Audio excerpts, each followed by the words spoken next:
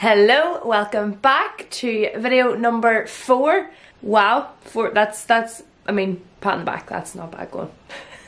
Before I start this video, massive thank you to everybody who subscribed to this channel already. I think it's over 5,000 people now in just over a week, so that is amazing.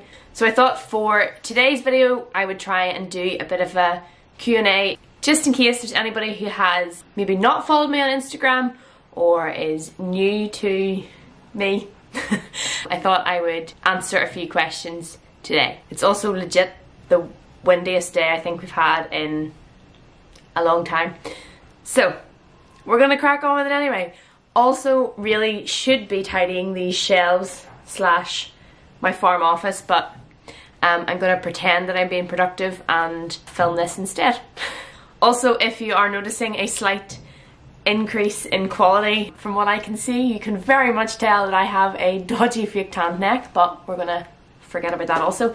It is a Canon EOS 50, I think, maybe. Again, not an expert at this kind of thing, but we're gonna fake it till you make it anyway, because I asked on Instagram for questions, so obviously I need to use my phone. Okay, the first question is, if I can find them. Okay, if you weren't farming, what occupation would you have chosen? If I wasn't farming, I think I would maybe go into veterinary. I feel like that's a cop-out answer because it's still with animals.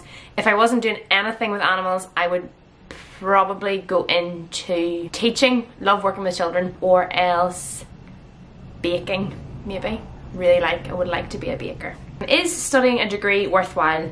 I'm starting my agricultural degree in September. Is it beneficial? Short answer, yes. Long answer, yes, but I'm still waiting to figure it out for myself. You're basically in a room with well, in my year there was 30, 40 of us, and you're basically in a room with like 40 other farmers who are all doing things differently to you, and you learn so much from them as well as what you learn from like your lectures and things like that. Also, your degree goes with you for life. I mean, I have first class honours in agricultural technology. That isn't going to go anywhere. If in 6 months time I decide that being a full-time farmer isn't what I want to do, then I have a very good start on the road to getting a job within the industry. How many cows are you milking and what is your parlour setup? Currently milking about 100 cows. We have a 10-point Dairy Master swing-over parlour. Where did you buy your bib and brace? From Holland's Country Clothing. I'll leave a link for them down below. I write blog posts for them every month. I'll also leave them down there as well. What work do you split between yourself, your brother and your father? So there's 3 of us working on this farm. Obviously dad, my brother and me. Pretty much work it that whatever needs done you do. If you're there, you do it. My brother would be very good on like the tractor side, so obviously he would pick up a lot of that work, and also because I'm not that interested in doing that kind of work, whereas I would probably take more of an interest in the cow side, so like the cow management side in terms of organising like fertility work, calvings, drying off, that kind of thing. And then dad's just a jack of all trades. He can literally do anything. Why do you have 2 first cuts? I wonder this also. We had all our own ground that we cut and it was ready a lot earlier, and then we had a bit of rented ground that wasn't quite ready at the same stage. Realistically, we probably could have bucked it all in at the same time, but decided to let it go for like another 7 or 8 days, I think it was, and it was just nice. Did you always want to be a farmer? Yes, I think so. I was always stuck in the middle of most things that were going on here. If I could get into my welly bits, I would. If I could stand in cow shit, I would. I loved being able to get out with my dad, my brothers. So yeah, I think I've always been into it, but it probably wasn't until I was about 14 or 15 that I realised that, wow, this is something that I really like and could see myself doing for a long time. Tell us about the pigs you had. So when I was about 14 or 15 probably, it was coming up to Christmas time.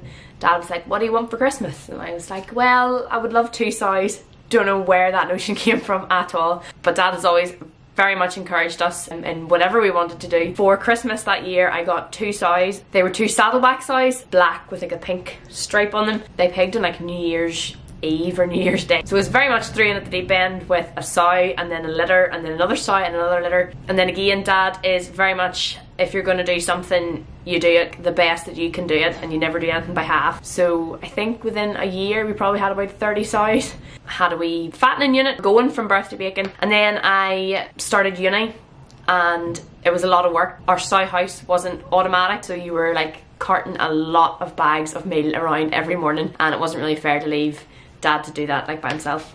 Do you take on agri students for placement? No, unfortunately not. I would love to have a student here and pass them all of the work that I didn't want to do, but no, I think I am the agri student, to be honest. How do you go about managing your mental health as a young woman in agriculture? I think this is a really important question and something that there should be no stigma or shame attached to speaking about. I would make no secret of the fact that there are times when I really struggle. Farming is hard, it is full on a lot of the time. You can have weeks where you are flat out working and you barely have a minute to think, and then in my experience it can go quiet for a couple of days, and what I really struggle with is how to keep your brain busy and sort of not sliding into those sort of negative thoughts. Managing wise, obviously a little bit harder at the minute with coronavirus and everything that's going on. Making time away from the farm, you can love your job and still want time away. I think that's the thing that a lot of people forget, that you can still love something and not want to be doing it all the time. So yeah, doing things that maybe aren't farming related all the time, you know, meeting your friends, going for a coffee, exercise, taking time off. You know, if you need a day away from the farm, you need a day to not look at cows or think about cows, not being afraid to ask for it, not being afraid to take it. So yeah, that would be some of my tips. I could do a whole video on this. How do you think we should keep/get young people into agriculture? I think this is a fantastic question as well. I think one of the biggest things we need to work at is the language that we use whenever we're talking about farming. I mean, I'm just after saying that farming is hard, but equally farming is one of the most rewarding things that I've ever done in my life. There is very rarely an evening that I get into bed and think, oh, that's, you know, that was a terrible day or something like that. There's usually always something that you think, that was a good job. And I think it's really important that whilst we should tell people that it is hard, at the same time we should also say you will have the time of your life when you're doing it. Why do you choose Dorsets over other breeds? So Dorsets were my dad's idea. Again, the case of, the same as the pigs, you can't do anything by half. You can't have 6 ewes, you have to have 60. But why I like the Dorsets, I think they are a fantastic mother and ewe. They're very milky. The lambs are quick to get up after they've been born. The ewes look after them really well. The lambs grow quick. For us, the Dorset fits our system, obviously because we're dairy farming and the Dorsets are lambing in September. Our cows are obviously going to be in off grass, which means we have our grazing ground to graze ewes and lambs on in the autumn time. They also graze the ground throughout the winter time, and your lambs are going away as like spring lambs, but at the same time there isn't a lot of spring lamb about, which obviously gives them a bit of a premium price. And then the ewes and lambs are off the grass for springtime, which obviously gives it time to recover for the cows going out to the grass to graze. I hope that makes sense. Downside though, nobody likes to shear a Dorset ewe. How do you get over the "you can't do it, you're a girl" comments? I think if there's somebody that you're engaging with that has this kind of attitude, the best thing to do is not say anything. Whatever they're telling you that you can't do, step forward and do it in front of them. That would be my attitude. I'm a big believer in action speaking louder than words. There's no point sitting there and telling somebody you can do something if that's the attitude that they have. I think you're better to just show them. But also you don't have to prove yourself to anybody. What car do you drive? I drive a Golf. Are you single? No. Would you ever try going out on your own, or any advice for someone who wants to? Yes, I would love to. As much as I love working here, I would love to be able to be the sole decision maker and sort of whatever I say goes. Advice wise, I think I'm probably not the best person to give advice. Obviously I am incredibly lucky to have come into the industry in the way that I have, but there's a fantastic woman on Instagram, and I don't know if she'll watch this or not. Her name's Maria. From what I can tell, she came from a very similar sort of situation that I have come up through, with a dad and a brother and her at home, and then obviously something had to give, or somebody had to go somewhere, and she has started up on her own share farming, I think. So yeah, I leave her Instagram down below and you can ask her, because I feel like she would be the best at this. Do you use bulls and tail paint? No, most of our cows are AI'd. Dad does a lot of the AI-ing, my brother's trained in AI-ing, and I am also trained in AI. Still very much on my learning curve, but no, generally no bulls, generally AI. What is your dream for the future? Future-wise, I feel like I'm very much in the air. If anyone asks me, do I have a 5-year plan? I think my 5-year plan is just to be happy in whatever I'm doing. I'm a big believer in if you're not happy somewhere, move on or do something different. But yeah, dream for the future would probably be continue on farming, and then at a much later stage have a very nice farming family. I'm gonna get so much stick for that one. Why go for year-round calving and not spring block calving? So for us, and the way our sort of milk contract is set up, we actually receive a milk bonus for any litres that we are producing in the autumn time or the winter time. I think it's the same for quite a lot of milk companies, probably to try and pull people back so much from that huge big spring flush of milk that we always see. So yeah, we'll calve from sort of August around to April, with a lot of our cows calving in autumn time, so obviously we can have that like peak flush of milk during the winter months. And then it means that our sort of cash flow throughout the year is fairly constant. You're not having this big massive lift of cash in the springtime, that you kind of have it all year round. What numbers are the masses you have? I have a 7480 Dyna VT, a 6480 Dyna 6, and a 5612 Dyna 4, I think. I am not a tractor woman. If I need to be in a tractor, I will pretty much point it forwards and go forwards. That's all I do. Where did you get your wellies from? The wellies that I've been wearing for the past week or so are from Muckput. They very kindly sent them to me, and hashtag spoiler, but very much loving them so far. Where do you send your early fat lambs, through a mart or direct? I think it depends on what time of the year you are sending them, and then also the weight that you're sending them at. If we have slightly lighter lambs, so maybe 20 kilo half weight lambs, they'll generally go direct. If you have a slightly heavier lamb, so perhaps maybe a ram lamb, like say a pedigree ram lamb that has really taken your fancy as a young lamb, you kind of keep him on for a wee bit longer and think, I wonder what he'll grow into, and then he just sort of doesn't please you anymore. The likes of that will probably pass through the mart. In the north we are paid to 22 kilos, 21 kilos, 22 kilos, whereas the south they'll take heavier lambs. Just kind of means you're actually getting paid for the lamb that you're producing rather than somebody else making money from the work that you have done.